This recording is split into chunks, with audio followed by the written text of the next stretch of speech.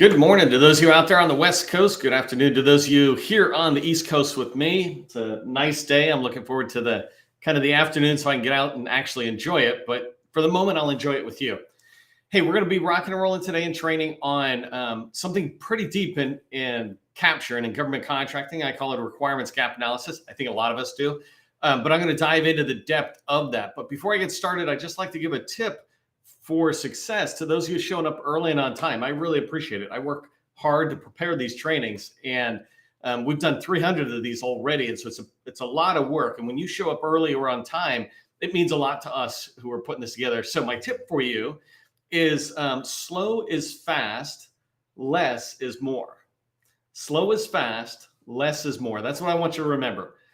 When I say slow is fast, I mean sometimes we rush, let's say, for example, rush to get an opportunity in and write a proposal and get it out the door, but we don't take the time to just think about it. Slow down for a second, really analyze it and move forward. That's kind of what today's training about the RGA is going to be, is moving a little slower so that you can move faster when it gets time to writing the proposal out and you're writing the right ones. And less is more is going to that same idea of you want to focus on less opportunities in order to have more wins. Sometimes we write so many proposals and we get them out the door and we feel like we're doing enough of the right activity. The problem is we're doing enough of the right activity, but we're not doing it the right way. And the right way in this scenario would be writing a lot of proposals that are winning proposals. They're proposals that are slam dunk opportunities for us, right? So the likelihood of us winning is higher. And so when I say less is more, really, if you focus on writing less opportunities, less proposals, you'll have more wins because you'll be focused down on your core competency. So hopefully that made sense. Slow is fast, less is more. Just write that on your wall somewhere and operate that way.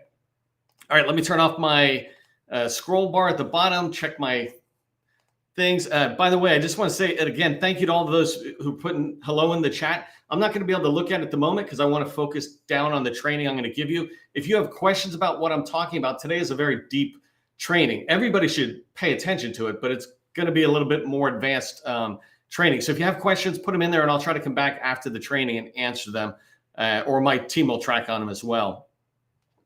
Okay, let me share my screen and we're going to get off to the races here.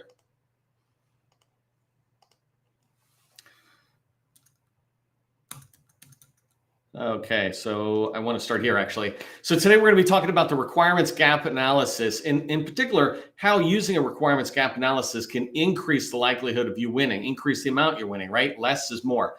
And as we get started, I really want you to understand, from my perspective, sales is about removing the dirt to find the gold. I describe government contracting as a gold mine. There's gold in government contracting. That's why I think everybody who can be a competent business person should be in the federal space because there's, a huge market here. So that's gold, right? But you have to remove the dirt. You have to remove the opportunities that are not fit for you. I talked about this in a previous training where I described slam dunk opportunities, and you really want to understand slam dunk opportunities. A slam dunk opportunity is one that you basically guide right to the win. That ball is in your hand all the way in. There's opportunities that are just outside of a slam dunk where you're shooting it and it's going in. What we want to do is avoid you doing these Hail Mary things from the opponent's net, like throwing it all the way to yours. That's not the right opportunities to have in the pipeline. But if you get rid of those, that's the dirt. You'll begin to find the gold, which are the opportunities that are slam dunk or near slam dunk opportunities. Capture in federal government, I describe federal sales as business development, capture, and proposal. Business development, among other things, is about identifying opportunities. Capture is about shaping those opportunities. But you first need to understand it. And by the way, proposal is about writing and responding to opportunities. But in capture, you first need to understand the opportunity in order for you and anybody else in your company who's going to be part of that opportunity as it goes through your pipeline. You need to understand the opportunity. You need to fully understand it. It's not enough to go, hey, I got the documentation, but have you read it? So the requirements gap analysis that I talk about today is going to help you fully understand an opportunity. In today's training, I'm going to talk to you about what a requirement gap analysis is, just briefly going over it so we're all on the same page, why a requirement gap analysis is needed. And I would submit that every one of us who are here for today's training will probably run into a reason that we hadn't thought about before. And some of us, all of the reasons will be new, right? And the last thing I'm going to do is actually go into a requirements gap analysis that I'm writing right now with a customer who's going after this particular opportunity, I don't mind showing it to you. I'll beat you in the response, right? But I don't mind showing you what I do. It's one of the things I hated as a small business owner is when people kept keeping how they did stuff to themselves. I'm like, come on, that's not nice. It's like, teach me how to do it, and then let's go play man on man or one-on-one on the court. And you might still beat me, but at least now I know how to play the game. That's what I want to show you in bullet number 3 is how to actually look at an RGA so that it can strengthen your chances of winning. If you don't know who I am, my name is Neil McDonnell. I'm the president of the GovCon Chamber of Commerce. I want to welcome you to my federal sales training where I provide tips for success in the federal market. I spent 20 years in the federal market as a small business owner. And since 2018, I've been teaching people like you that government contracting is not a secret. It's just a process. Process goes A to Z. And when we follow that process, we're going to have repeatable, predictable results. That's what I want for you and for your pipeline, repeatable, predictable results, right? I've worked on, and today I'm going to be talking a lot about capture activities, right? I just wanted to point out, I'm not just talking about it, right? I do this. I'm literally doing it right now on multiple opportunities that are ranging between like 10 and 70 million. But I've worked on opportunities throughout my career, even in the past 5 years as I teach people, that range from the millions to the billions. I've worked on opportunities that are not task orders. Not contract vehicles, but task orders that are at that $1 billion level, right? So there's a lot of opportunities out there. One thing that I've learned is the process is the same, right? You just moving back and forth. You have more moving parts maybe, but the process for winning a $1 billion opportunity and a $1 million opportunity are basically the same, just a whole lot more in the billion. Okay, so make sure you put your company name into the chat. Let us know who you are. This is a community. I do this training partly to teach and show you how to do federal sales, federal government contracting, but I also do it as a way to bring you together and to start enabling you to be able to meet other people in the government contracting space, including federal buyers, people like me and PTAC type folks who are consultants, let's say, and then those of you who are small business folks in here. All right, let's dive into what is a requirement gap analysis or an RGA. I'm going to show it to you in a second, so I don't have to go overboard on this, but it's just a spreadsheet-based tool, right? So you're looking at a Word document, generally that's a PWS that comes from the government or a PDF, and you're translating it into a spreadsheet-based tool. It lays out everything that's in that performance work statement or statement of work about the requirement the government has in bullet form so that it's really easy for us to review. It details those requirements, or it breaks those requirements that sometimes are in these large paragraphs down into details. The reason I like this in particular is because it forces me to really analyze almost every paragraph of a scope or task area. And so I break it out into this separate implied tasks as well as the explicit tasks, right? And explicit tasks are thou shalt do this, right? Implied tasks are where they allude to it and they didn't really say it. Well, they want it. They just didn't put a shall before it. Well, those are your requirements. And so the RGA just labels or puts them all in a way that's easy to see.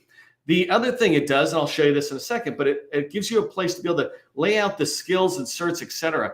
I had a customer I was working with a couple of weeks ago that had to abandon an opportunity at the last moment that did not have an RGA attached to it. And the reason was because there was a particular cert in there that was just a complete deal breaker. It was wired, but it was slid deep down into a particular set of description in the scope or in the RFP. It wasn't actually in the task areas, but when we found it, it was there. Well, if you do a requirement gap analysis, you can find these skills or certifications that people or companies must have and label them in the RGA so that everybody can see and score whether we're strong or weak on it. And I'll show you what I'm talking about there. And the last thing is what an RGA is it's a great common tool to share with potential teammates so that everybody sees the requirements the same way. There was this great line that says the biggest problem with communication is the illusion that it took place at all. The biggest problem with communication is the illusion that it took place at all. I thought you said this. No, I meant this, right? You ever experienced that? And so when you lay something out like requirements in an RGA, it eliminates that. It helps everybody see the same things. We're like, let's go to row 52. Okay, we're all there. Let's talk really quickly about why RGAs are really important. I think they're a vital part of capture. If you're not doing an RGA, if you worked for me and didn't do an RGA, I would just send it right back to you or no bid it. But if it doesn't have an RGA, for me, I feel like we don't know that opportunity. Oh, I know it. No, you don't. You haven't broken it down. And if you can't even take the time to break it down in the beginning in an RGA, then what makes us think we're going to do that when the proposal and the pressure gets more on us for delivery, or even in the execution, what makes us think we won't miss something, right? So you catch things early on. We call this shifting left whenever you go earlier in the process. And doing an RGA and capture right when an opportunity is coming into your pipeline is really important. So it helps. One of the things that it helps do that I really love is when an RGA is done and we say we're going to bid or no bid this, business developers who sometimes, depending on the size of your company, are the ones who are outside the capture activity and they're just trying to identify opportunities. It's a great way to teach them, why did we decide to bid this one? Why did we decide not to bid this one? Oh, this one had this NAICS code. It's not a fit for us. This one had this certification, or this one had this thing and it's great for us. It teaches the team, including the people who were probably scoring it, it's reinforcing why we go after some opportunities and why we don't go after others. The other thing it does is capture managers. They have multiple things they can benefit from having a filled out RGA. So the first thing is when an RGA is filled out, capture person looks in the pipeline, they fill out an RGA for an opportunity, they can quickly see that it's winnable or not. And what I mean by that, it's a slam dunk, or you're a few feet back from the net, and you know you can drop it in. But they can see that it's not beyond half court. It's like, what am I shooting there for, right? So they can find opportunities, or they can identify opportunities in the pipeline as winnable and not winnable very fast. They can identify weak areas. Just because we have weak areas does not mean we're not going to bid on it, but it tells us this is what we need teaming partners for, right? So we can quickly identify weak areas at the very earliest stage of capture. I don't want to think about weak areas later on. That's the first thing I want to think about, because that's a reason to abandon it or to find a teammate, right? So I want to know that early on. Capture managers, they can communicate clearly these needs or weaknesses, right? But these needs to teammates. And I talk about it in a different training where I talk about reaching out and trying to find teammates and using a teaming partner worksheet. The idea is when you have a requirement gap analysis, you can communicate with the teammates saying, well, first off, this is what I'm looking for. Jane, does that sound like it's your company? Yeah. Okay, great. Let me send you this blank RGA. And what I mean by blank is it'll have all the details, but none of my company's scoring. I want them to score it, but I want them to score on the exact same sheet I'm using as the prime. By the way, sorry, quick sidebar. If you're subcontracting and they don't have one, fill it out yourself so you understand the opportunity and you can look at the prime and go, are they even primed to win? No pun intended. All right, leadership. This is a big deal. Leadership sometimes pops in at the wrong points and they pop in at red team thinking that's bid, no bid. It's like, it's not bid, no bid at the earliest stage. That's a late stage type of thing. And so early on, you want to make sure leadership understands the capture team, sales team's rationale for pursuing an opportunity, right? We're able to look at it and we show the scores and we say, hey, this is why we're going after it.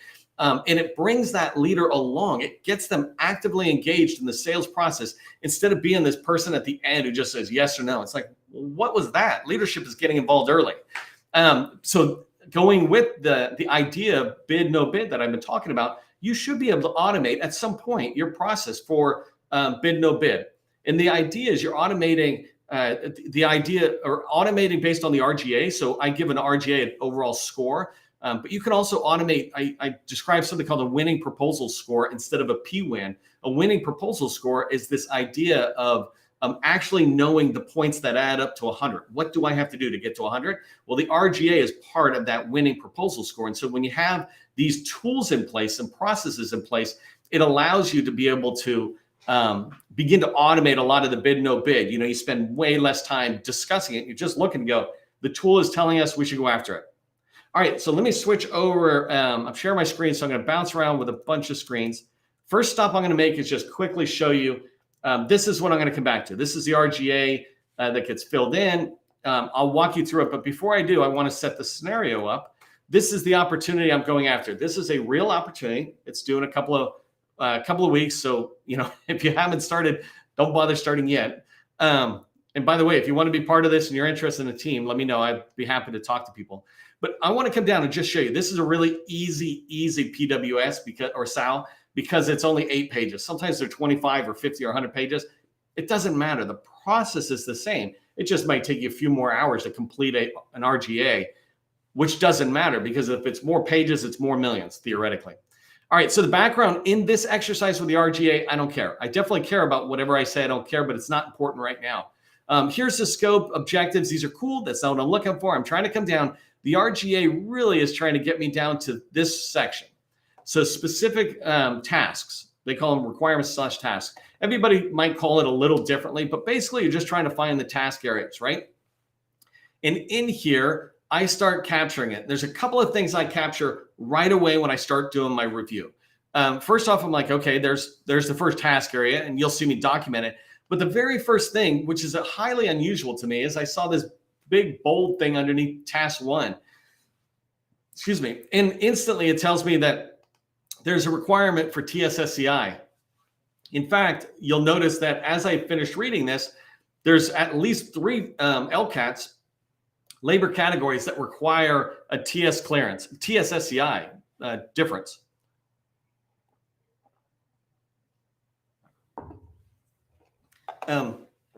Excuse me. So I'm coming down and I'm looking at this stuff, and let me come out because you don't need to read the words. What I want to show you is how I look at this the first time, and hopefully you can see at least the high level things. Right here is task area 1, right? So I'm going to put that into my area. The next thing that really matters to me is this bullet. These bullets are, to me, at the moment, subtasks. I actually will break down some bullets that are too big into separate rows, and I will definitely look at this whole paragraph and go, are there things in there that are implied that aren't called out in these bullets? And I'll just treat them like my own bullets. I'll add more bullets to task area 1 than the government uses if it's necessary for me to be able to understand or communicate the requirements to everybody else. So then the last thing I do is I copy this whole task area. So let me show you how I do it in this area. I'm going to come back and explain the whole sheet in 1 second. I want to stick with that one thing I was just talking about. So let me zoom in for a second. So right here, you see task area 1 is on row 3. And as you come across, I put down initiative management support. And I don't want to go through the whole explanation part, but here are the bullets. So these, what are those, 8 bullets or so, 9 bullets? They're the sub bullets that are in here for this requirement. What I'm doing here on this task 1 is I'm not scoring myself on initiative management support. I'm scoring myself on each one of these areas where I say, provide meeting logistics and support. I want to know over here, let me kind of get past my comments. I'll explain those in a minute. Over here where you see column D, it's got a rating. So if I'm looking at provide meeting logistics, I might sit there and say, well, we're a 4, right? And that's a horrible color. Sorry for that. But we're a 4, right? The idea is you're trying to find anything that you're 3 and higher. You have certain rules and thresholds. For me, I say if we're not 4 and higher, I don't want to prime it. It's not that I won't go after it. I just don't think we can prime it if we can't score 4 and higher overall. And I'll come back to that another time. But this column E is about putting in applicable contracts. And what this really means is I want to know that I can cover down on multiple. I've done this providing logistics support on 3 past performances. If you're newer to business government contracting, you're not going to have this kind of stuff I'm talking about. And so you'll have to evolve to this. But certainly I'm speaking to the people who are doing, let's say, 2-3 million and above. You should have enough past performances, task orders, that you can put down 2, 5, and 10, let's say. Well, what does that mean? Over here on this other tab, and I don't have it populated, I apologize for that with examples. But over here, I would list out my past performance. All of the past performance I have in the last 3 years. I won't waste my time with anything farther back, but commercial, state, local, and federal is all fine. Federal at the top. But what I want to do is just be able to call out the contract name, client, the value, and the period of performance. And then over here is this description. And this is one of those things I tell people, you should be able to write a paragraph of, I don't know, let's say 500 characters, not words, but characters that describe this project, not in the government's terms, but in your terms. What did we do here? And so when you have that and you're coming back here to this, this gap analysis here and you're trying to score it, you're able to say, hey, this row 9, provide meeting logistics support. We've done this work in this contract, and this contract. That strengthens the score that I'm doing. This is a depth of understanding the requirement that a lot of us don't do. But if you did do, 2 things would happen. You'd increase your likelihood of winning, and you'd remove opportunities that you start realizing you shouldn't be pursuing. They're just not worth it, right? And so I took this whole area and put it in here. Now, some tips that I do, as you can see here, I got a comment. What I do is I go to the SAL that we were just looking at, that Word document, and I copy it out. And I just put it in as a comment right here in the Excel cell so that I can come back and reference this. If I send this along to anybody, I don't want them to have found the SAL to be able to understand what the requirement is. This is not a, this is an exact cut and paste of that document. Of course, I'm going to send them the SAL, but what if they don't have it and they only have the spreadsheet? I want everything that they need to be able to execute on this document, to be able to populate it properly. I want it to be in here. And so as I go along, I'll do other things. I said that these were the main bullets. Some bullets were longer. So let me show you this guy. So this bullet here describes, I wrote refine, maintain, and update initiative plan management plans. Their bullet was much longer. It explains which defines the scope of the initiative, milestones, required resources, metrics, engagement strategies. I'm like, whatever. I don't need long bullets. I just need to know, hey, Bob, score us on refining, maintaining, updating IMPs, right? Well, what's an IMP? There it is. Got it. And so I put that information in. It's just a tip so that the people who are reviewing this, say solution architects who take a few minutes to look and go, are we good at this? Can we do this work? If they're helping you, they don't have to go back and forth and digest a 25-page or 50-page document. You've got it right here. Bob, all you have to do is look at this comment in order to know what an IMP is. Nothing else is really going to help you. But if you need something else, here is the entire task one written down, including the bullets that are down here, right? Refine the IMP. I guess that's what it is, right? Refine the IMP. It's right there as well. So I put it in a couple of places. It's just a tip for making things easier so people don't have to jump. Over here, just as a sidebar, the task area, column A, you're trying to match what's in the SAL or the PWS, and so you're putting it in, labeling the task area. And the reference, it depends on whether they got unique references or not. This is a field you decide whether you use it, and you're trying to tie it back and forth.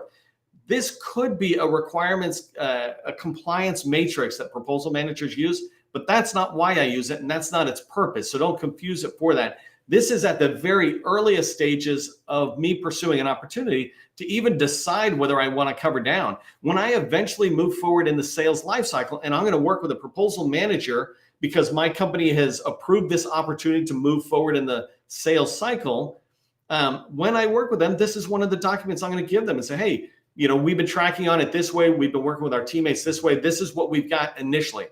And they're going to love me for it. They're going to be perfect. Let me turn it into my documents, but at least they have the data. They know that we're looking at this, and they know that we're thinking about our weak areas, what we can do to shore those up, et cetera.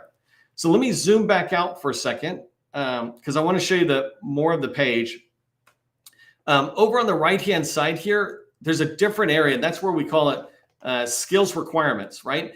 And you can label this in any way you want as you start going forward. Don't think of this this right side is so tight. The left side is very tight.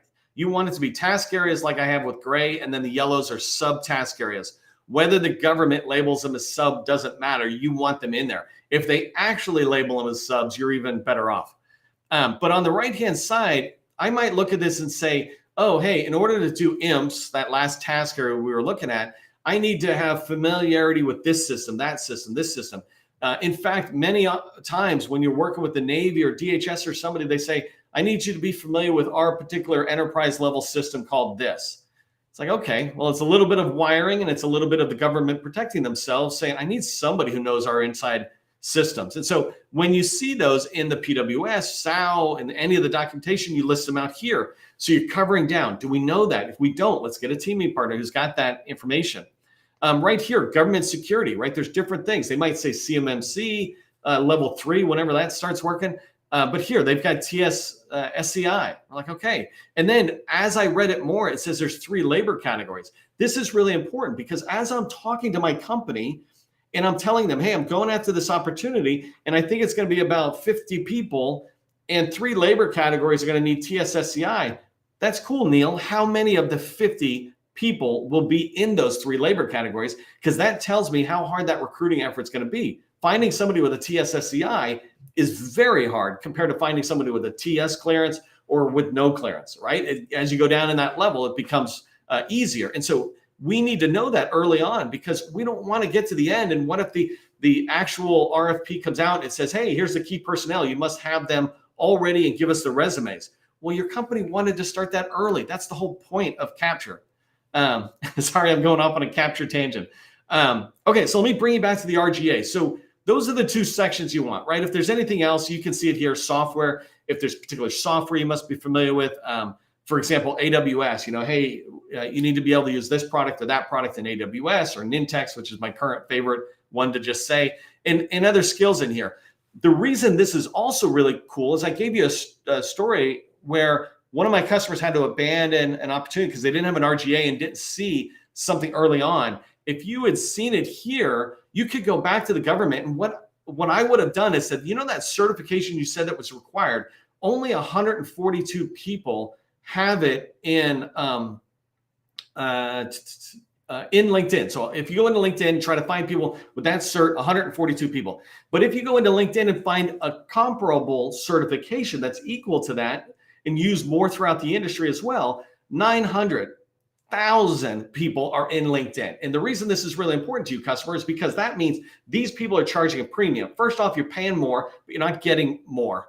It's just a certification. The second thing is the chances of them jumping ship and having a delay to get them replaced is higher. The risk is higher than it is with these 900,000 people. We recommend you consider this. And here's a crosswalk between the two certs and what they mean about a person, things like that, right? But if I didn't know that, if I didn't do a requirements gap analysis and fill that out, how would I have been able to know that as a capture task, I need to go back and convince the KO, the contracting officer, that this is not a certification worth keeping in. So anyways, just really quick, coming back down, as I go through that SAL and I'm filling out a requirements gap analysis, I'm just coming down. I'm putting each task area in. You can see it as I'm scrolling the task areas. I break the bullets up. Sometimes I have a task area that just has a paragraph. And so I have to break it up into my own understanding of what that means, what those task areas are. Because when I hand it to somebody else in my company, they're not going to read the SAL. 20% of the people are going to read in depth, but 100% of the people, according to my facts that are made up 99% of the time, joke, they'll read bullets. They're just not going to read paragraphs and paragraphs, pages, right? But they will read bullets. And so if I break it down like this, they're going to see it. And this opportunity, I broke it down and I see this Microsoft 365. I'm like, okay, task area 3, I want to help my customer go get a teaming partner who's got Microsoft 365 cred, right? And to be able to come in. And so the same thing as I'm coming down, I didn't finish down here, but I put the main task areas in. And as I come back to fill it out, I will add it in. And then scoring, like I did there, I will, let's go to that SharePoint one. Let's just say we're a 2 and a 1. Well, I guess that's a 2 again, right? And a 1 here. And let's just say we're 1 on these 3. So now you can see I'm a 1.4. It immediately tells me I'm at risk. I need to find a teaming partner who's going to cover down on that, or hire an employee who's going to cover down. But it's better to hire a teaming partner and just shore it up. There's nothing wrong with teaming. It makes us so much stronger. And so as you go forward, you move forward. The last thing I want to show you, and I don't have time to go through, but if I had a score on all those task areas, they would have rolled up right to this D area. So it would have given me a cumulative score. And that's the score I'm looking for. And I apologize, I don't have it populated, but it's row 2D. And in 2D, it would tell me, am I an overall 3 or 4? And if I'm 4 and above, I'm priming. If I'm below 4, I'm considering not priming. That's the idea of an RGA in there.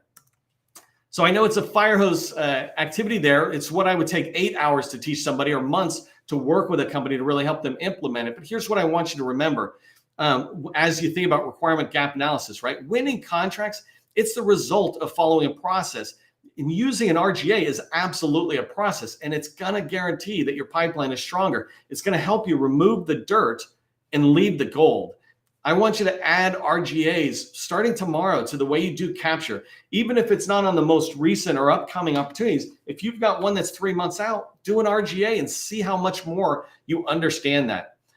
If you're interested in working with me and taking your company to the next level, you're doing about 2 million or more, I'd love to chat with you about it. We have a BD Accelerator workshop that happy to have you come in. You just direct message me on LinkedIn. By the way, if you're not connected to me on LinkedIn, connect with me. I'm certainly going to reach out to you, but make sure you're connected with each other. That's how we build teams, and teams make your chances of winning so much higher. Just remember out there, government contracting is not a secret. It's just a process. I'll see you in the next training.